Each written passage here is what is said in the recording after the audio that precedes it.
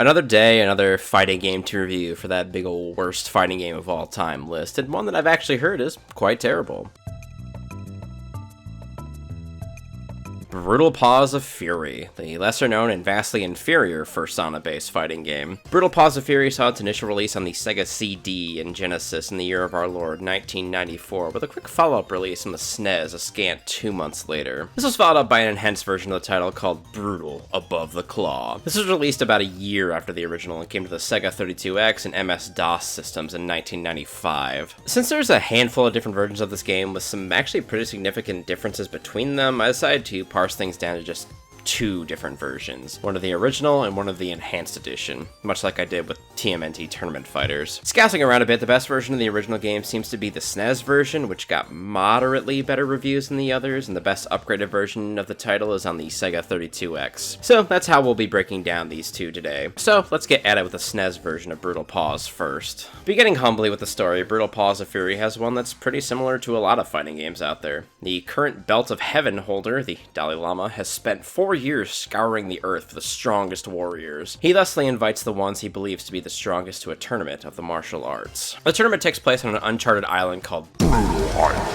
The assembled warriors will do battle with one another until only one remains. That one will have earned the right to challenge the Dalai Lama for the prestigious Belt of Heaven, because I guess if you're a celestial champion, it works like being a professional wrestler. Game initiates now. Mechanically, Brutal Paws of Fury is a 6-button fighter, similar to the famous Street Fighter series, in particular Street Fighter 2, of course. You have light, medium, and heavy variations of both punches and kicks, with jump and crouching variations too, of course. Taking some inspiration from Mortal Kombat as well, you have roundhouses and reaching attacks done by pressing a directional with your kick and punch attacks as well. Blocking is achieved by holding down and back away from your opponent, but weirdly, your character always seems to strike a blocking stance versus it being activated by proximity, like in a lot of 2D fighters with that mechanic. Very bizarre, but a choice for certain. Upon starting the game, you'll be greeted with a menu of 3 selections: Start Game, Options, and a no-frills head-to-head mode. Coming through the options menu, I was surprised to find 15 difficulty levels, ranging from the humble white belt to the 6th Dan. I just stuck with white belt because honestly, I have no idea what this game had in store for me in terms of difficulty. Hitting up the start game option, I found I had to start a new character. Apparently when you begin a new game like this, your selected fighter begins with no special moves whatsoever, and you have to learn your techniques over the course of a single player game or two. And your progress with a respective character is tracked via the password system. Passwords with 19 digits. Jesus H. Cornwallis Christ. Was there a reason a lot of these old password systems couldn't feature shorter passwords? Game coding people out there, help me out, please. Thankfully though, if you just want to play with friends, the no frills head-to-head mode has all the characters' moves unlocked by default, so you can just go out there and have some fun. Roster-wise, SNES Brutal Paws features 8 characters in total, 7 playable and 1 boss. All of them are anthropomorphic animals, and some of them even have funny martial arts related names. All of these characters have a full bio that is presented in both the manual and in-game too, on top of being representative of one of the noble 8-fold paths that are present in Buddhism, as well as martial arts in general, I guess. There is also a small section that describes how you would roleplay the character if you choose to select them. Hopefully in a non-sexual sense. You first have Kung Fu Bunny, who represents the right understanding path, then Tai Cheetah. Kinda odd you've given the slow art of Tai Chi to a cheetah, but regardless. He represents right mindfulness, of course. Kendo Coyote represents the right resolve, and very strangely, in spite of being a Kendo practitioner, doesn't have a Kendo stick of any kind. He also wears a full vest in-game, as opposed to the half shirt presented in the manual. Ray Rat is a Muay Thai kickboxer, one that uses no elbow or knee attacks, which that makes no fucking sense. He also represents the right speech virtue. Prince Leon the Lion is next, a Kenyan rocker who uses Tan Ku, the Iron Rage martial art. He also represents the right effort virtue. Foxy Roxy, also known as Indra Pashit, also known as the character that made you feel funny as a kid, is a Penkak Salat user who represents the right livelihood virtue. Ivan the Bear is a Soviet warrior bear because, of course, represents the right action path too. And lastly is the master himself, the Dalai Lama, a master of every path and a possessor of the Belt of Heaven. Out of all these characters, I ended up going with Ivan, because since he was a beefy boy, I figured he was a grappler of some sort, right? He was not, but on the plus side, his standing heavy punch killed people in 3 hits.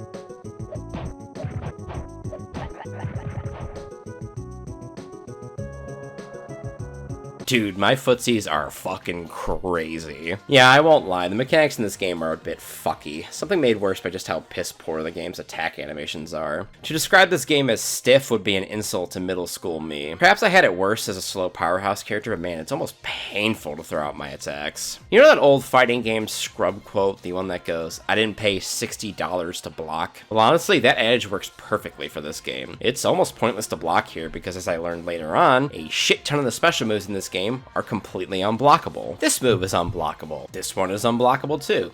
This is unblockable. This is unblockable as well. It goes on, really. Not to mention the AI will spam the living fuck out of these moves and completely maul you to death before you even know what's happening sometimes. Which, while frustrating, I'll be honest with you, dearest viewers, these bullshit moves didn't even make the game that much harder. All I needed was 3 clean hits after all. During my journey through the island, sure, I dropped rounds to certain characters, but I never lost a match. Until I fought the boss, at least, but we'll get there when we get there. Back on track, though, you'll scrub your way across Brutal Island, taking part in a total of 9 fights. If I can comment Brutal Paws on anything, is that I do think the stages and characters do look nice. Stage-wise, I will dock points, though, for having foreground elements that obscure the fighters to a degree. That is a big no-no in fighting games. You can't obscure vision at all. You need to see what's going on the screen at all times. Impressively, Brutal Paws of Fury features a replay mode at the end of each bout. A feature I do like about Brutal Paws is that it gives you a post-fight stat screen, showing the amount of attacks thrown out by you and your opponent as well, and giving the fight a nice little summary. In a marathon fight, Cum Man humiliated Dave Exile using powerful punches. Yeah, that sounds about right. As you do battle and rack up wins, you'll unlock the rest of your moveset, with the game even giving you a little tutorial on how to perform them. Oh look, I learned my first move here. Let's see what it is.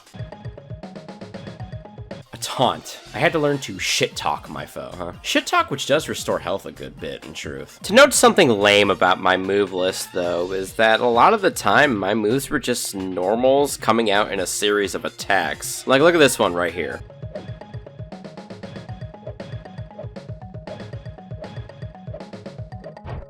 That's literally just a high kick into a bunch of low jabs into a heavy punch. That is something that one would typically call a combo. And this one has a charge motion applied to it. When am I supposed to use this in game exactly? Half of my specials are useless crap like this. As for executing them, well, they come out fine once you get the rhythm down, barring the charged ones, which I thought were just a little bit fucky, I can't lie. Though really, I didn't even need my specials. Your journey will conclude though on a boat where you will take on the Dalai Lama for the big gold belt. This character is the only real challenge here because he is cheap as fuck. Mainly because of this move. This move comes out fast, is totally invincible, totally unblockable, and incredibly spammable too. This move will kill you 5 times before you hit the ground. With an opponent this strong, I had to change up my strategy a bit, so instead of just hitting heavy punches 3 times in a row, I made him stand still with a jumping kick and then hit him with a straight right 3 times. After such a monumental task, I unlocked my character's ending, which was just Ivan flexing on the deck of the boat and bragging about how strong he is, and since he won this tournament, once again, he could do it easily. Credits roll and the story mode just kinda restarts on you. I decided to beat it again because, 1, there might have been some sort of secret ending for beating the game on the hardest difficulty, and 2, because I wanted to see if the difficulty being at maximum would actually make the game any harder. Answer to both those questions? Nope. That'll cap off the SNES version, so let's move on to the Enhanced Edition now. Brutal Above the Claw. Dropped a year after the original on Sega 32X and MS-DOS systems, Above the Claw boasted a bigger cast, more stages, a remixed intro, and music as well, but kept the gameplay consistent throughout. Above the Claw adds 4 characters, though apparently 2 of them were just characters that were left out of the 16-bit SNES and Genesis versions of the game. Gonna assume due to memory limitations for the cartridge, but I'm not entirely sure. Those 2 cut characters are the Pantha, a nefarious-looking cult leader, and Karate Croc, a crocodile who presumably knows karate. The 2 new characters are Chung Po, a mole rat who transforms into a squiggly bat dragon thing when a fight starts, and Crazy Cat, a cat who just looks like a nude version of Bubsy Bobcat. Everything from the original version is still here, of course, but man, this version in terms of gameplay is actually so different than the SNES one I played. Things are way more pulled out on the screen, and game speed feels like it's been cranked up to 11. It's like the difference between Street Fighter 2 and Street Fighter 2 Super Turbo Edition. It's crazy. For reference, I just had to check out the Genesis Genesis version of the original 2, and that one feels a bit closer to this one, which I guess makes sense since they're both Sega games and not Nintendo ones. Being honest, this version felt a little less fun than the SNES one. The AI spammed its unblockable bullshit 3 times as much as the original. Also, maybe the AI was just blocking. It's kind of hard to tell when the hit effects are the same on block as they are on hit, but I felt like I was just pummeling the AI and just doing no damage. Other times they'd take 3 normal hits and die. There was a distinct lack of clarity here, which sunk this title a little bit for me. The menus and UI have been changed a bit too, making the game a bit more appealing looking overall, but they've also doubled down on the vision obscuring elements in certain stages. Like this one. Who thought this was a good idea, exactly? But otherwise, everything is just the same. Beat people up, learn your moves, fight the Dalai Lama, and win just to get the same ending once again. And there it is, Brutal Paws of Fury in both of its forms. But now shall cometh the moment of truth. Where will these 2 titles end up on the list? Well, I believe the SNES version will end up as the new number 12, and the 32X version being nearly right behind it at 14. As I play worse and worse fighting games for this list, it actually gets more difficult to rank these games. Surely I didn't really enjoy either version of Brutal Paws of Fury that much, but I enjoyed the SNES version mildly more, it being slightly more grounded and fun than the super manic and jumpy 32X version. Neither are really good for reference though. I can praise Brutal Paws of Fury for its decent art style and nice looking stages and characters, but its incredibly stiff animations and fairly unfun gameplay just sink it entirely. But with that now, I can end this video. As always, dearest viewers, I thank you for watching. Feel free to drop a fat like, comment, and be sure to subscribe because as always, there's more content to come. I'll see you all in the next video. Goodbye.